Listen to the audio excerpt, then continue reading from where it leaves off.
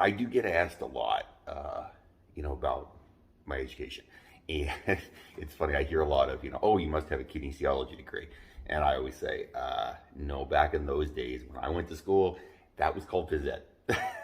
There wasn't kinesiology, it didn't even exist back then. And I didn't take phys ed. People usually just assume, or they go business. They're like, oh, you have a business degree, or you have a kinesiology degree because I'm a trainer, a business degree because I own a business. And I actually have two degrees, and neither of them had anything to do with what I do. I started out actually in psychology, believe it or not. I thought I would make a good therapist, which is in reality ridiculous. I'm not a good compartmentalizer.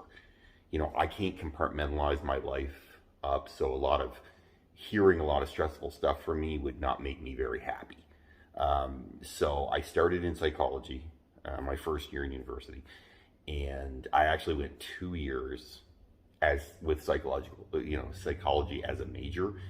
But by the second year, I was like, I'm done this. I don't enjoy it. There was nothing about psychology that really, turned me on and got me excited. I didn't care about it. And I had taken obviously an English course my first year, and then my second year I took a couple more, and I loved English. Literature.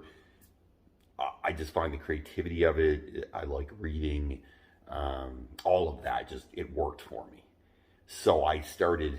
I thought, okay, I'm going to swap over. I'm going to take literature, and then probably teach, maybe at college level. I would have liked that. I thought at the time, and I have two degrees. I have an English literature degree and a philosophy degree. The literature degree was because I just like everything about literature. I like poetry.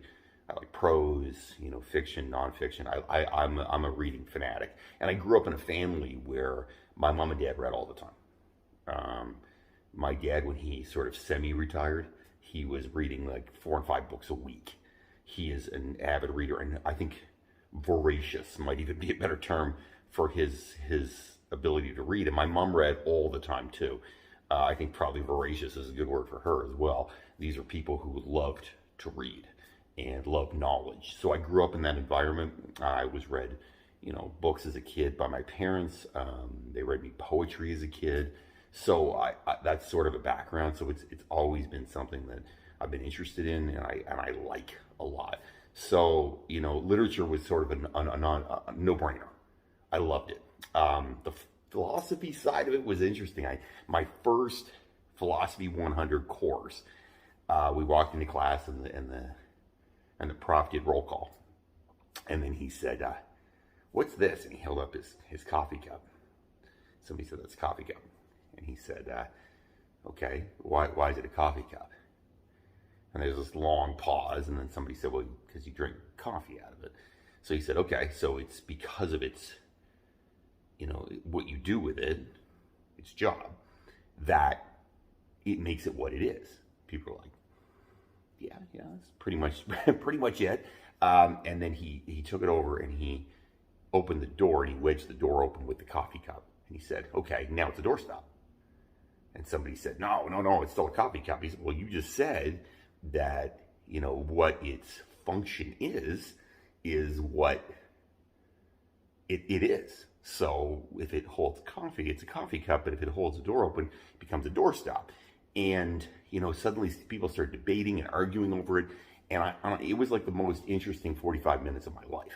I was absolutely infatuated. And I left there going, wow, okay, that's right up my alley. I like that. Now, anybody that knows me knows I like to debate, to argue things, whether I'm right or not. I have opinions. I try to have, some basis of logic and fact in my opinions, but I do like to debate things and look at different sides of things. My dad was a big believer. My dad also has a philosophy degree. My mom has an English degree. And my dad always said, you can't have an opinion unless you've seen both sides of that argument. So for me, philosophy was just fascinating. Philosophy of religion, ethics, ethics was, I had a professor named Stephen Baldner who went on to become the Dean of Arts at St. FX. Super, super interesting guy. And his ethics class, you just spend your entire time blown away and looking at things from different angles that you never looked at it before. What I loved about philosophy, and I knew I was never going to teach philosophy, um, in any capacity. I still at that point sort of thought maybe I'd teach English. What was interesting for me about philosophy was it just forced me to think in different manners. It forced me to open my mind to other options and different options, and that's what interested me. And I think some of that stuff rolls over to what I do in fitness, on the business side of things, because on the business side of things, you never know if something's going to work. I mean, you can theorize it and you sort of, really, oh, this will work because this and this and this.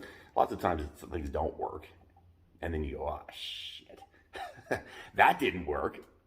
And you retry and you retry and you retry and you retry. And sometimes things work and they don't work. And then you kind of have to figure out what is the reasoning that didn't work. What can I do to make that work better in the future? So those kind of things I find interesting. I like the whole, philosophy is about, discussing thoughts and discussing different points of view. And business is often about failure repeatedly, like fail, fail, fail, fail, fail. And then you get something and you do something right, and then it works, and then you fail a bunch more times. And fitness is really, in that way, very similar to business, because you try to lift a weight and you can't, and you keep failing and failing and failing. Really, fitness is about failing every day. You pushing yourself. Can I push myself to that limit where I'll fail today? And then can I get by that and fail a little bit better tomorrow?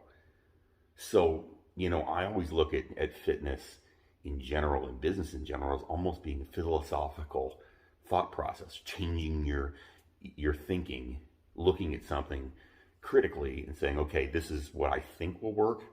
You try it, it doesn't work, and then you say, okay, what did I learn from this? How can I do this better? And logically, what can I take from the failure to hopefully get a success in the future? So I do think, I guess some of I like to joke that, the things that I took in school have no bearing on anything I do now. But in reality, I do think that having a literature degree, I love it. I still, I think knowledge for the sake of knowledge is important. I think it's great. And then on the philosophy side of it, I do think that that's something that I sort of use in different manners all the time. So, I don't look down, or I don't regret not taking kinesiology, because I think I'm hopefully a more well-rounded person because of what I took. I definitely know a lot of facts that I wouldn't know, and thought processes maybe that I wouldn't know. And I do think that, philosophy taught me to think critically, better than I had before. So I certainly don't regret doing it. I don't really use them necessarily, but I don't think that, in the end of the day, I tell my kids a lot, you don't know when you're learning something, you don't know if it's going to be useful later. And it might not be useful for 10 years, but it might be useful at some point.